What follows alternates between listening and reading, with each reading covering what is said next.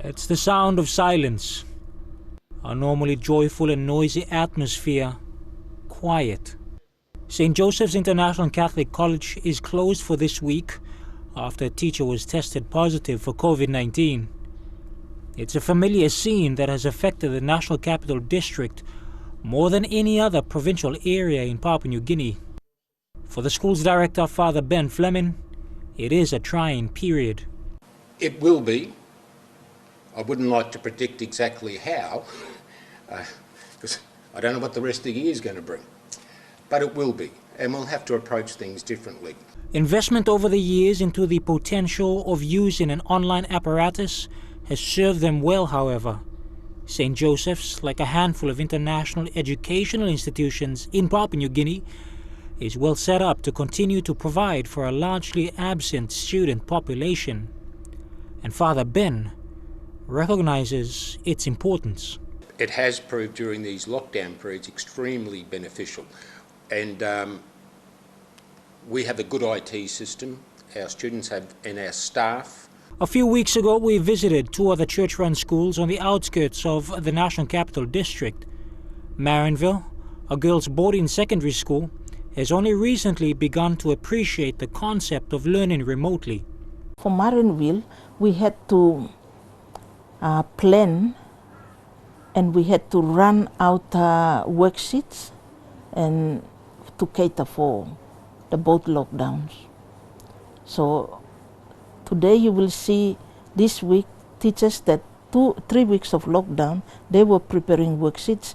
This week they are just giving it now to students and just going through them. But it isn't the same case as with De La Salle, a stone's throw away. For years, the school had struggled with financial management, and it's only now that they have begun to dig themselves out and place themselves in a position able to cater with both an influx in students as well as a global pandemic. Also, I decided to improve the school facilities, because when I started to do that, the boys started to have a respect for the school property. They started to look after that, all the property, especially new toilet and the new facilities. That's a huge benefit for the school, as well as its advantage for the schools to catch up with or follow the SOE's requirements. So we were already prepared before the lockdown. What is familiar with all three schools, that despite being mission or church-run institutions, private or otherwise, they are still bound by the directives of the Education Department, which to date has released very little instructions towards school protocol. The last set of information received on the verge of the first lockdown, instructing schools on a new timetable for exams.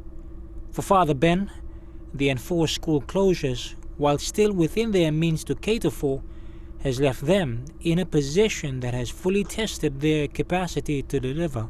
A challenge tough, but still able to be reached. Children bounce back. Once they're back with their friends, and if we can get back to relatively normal between now and the end of the year, I think they'll be happy. Happy children are better learners. The school is expected to resume classes on the 14th of September 2020. Jeremy Mogi, National TV News.